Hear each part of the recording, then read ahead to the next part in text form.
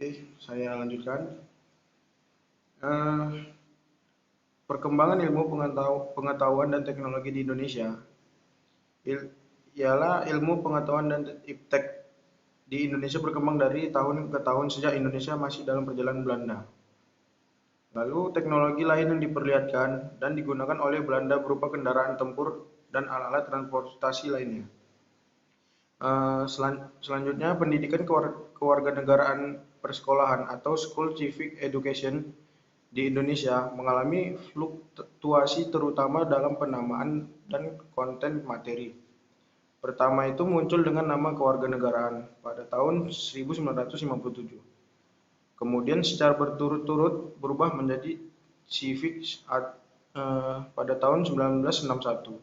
Pendidikan kewarganegaraan di tahun 1968, pendidikan moral Pancasila di tahun 1975, pendidikan Pancasila dan kewarganegaraan di tahun 1994, kewarganegaraan atau uji coba kurikulum 2004, dan terakhir dengan nama pendidikan kewarganegaraan di tahun 2006.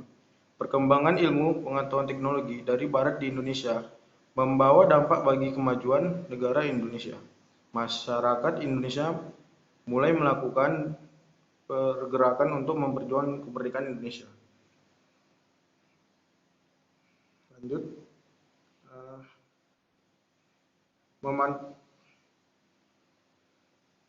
memanfaatkan ilmu pengetahuan dan teknologi modern untuk mencari informasi terkini mengenai keadaan dunia.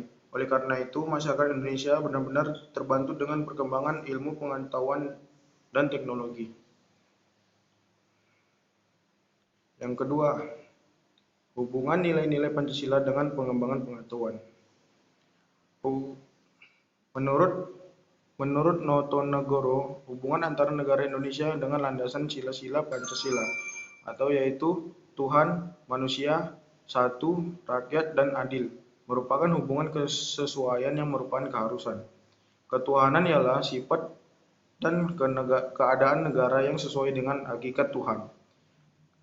Kemanusiaan ialah sifat dan keadaan negara yang sesuai dengan hakikat manusia. Persatuan ialah sifat keadaan negara yang sesuai dengan hakikat satu. Kerakyatan ialah sifat dan keadaan negara yang sesuai dengan hakikat rakyat. Keadilan ialah sifat dan keadaan negara yang sesuai dengan hakikat adil. Menimah hal ini, maka pembahasan filsafat Pancasila itu tentang hal yang mendasar, sampai kepada hakikatnya, hakikat Tuhan, manusia, satu, rakyat, dan adil. Pada sila pertama, di mana dalam pengembangan ilmu, pengetahuan dan teknologi haruslah memikirkan dampaknya apakah iptek tersebut memiliki dampak baik yang lebih banyak atau dampak buruk yang lebih sedikit. Lalu dalam nilai ketuhanan tersebut juga berfungsi memberikan arahan kepada para ilmuwan agar dapat mengembangkan ilmu, pengetahuan, dan teknologi haruslah untuk tujuan kebaikan dan kemajuan bangsa Indonesia. Dan oleh itu tidak mengembangkan suatu iptek yang dapat disalahgunakan dan merugikan bangsa Indonesia. Pada sila kedua, di mana dalam pengembangan ilmu pengetahuan dan teknologi di Indonesia haruslah ditujukan untuk kesejahteraan bangsa Indonesia. Pada sila ketiga, di mana pengembangan ilmu pengetahuan dan teknologi haruslah digunakan untuk mempersatukan bangsa, untuk memperkuat rasa rasionalisme, dan tidak digunakan untuk memecah belah bangsa Indonesia.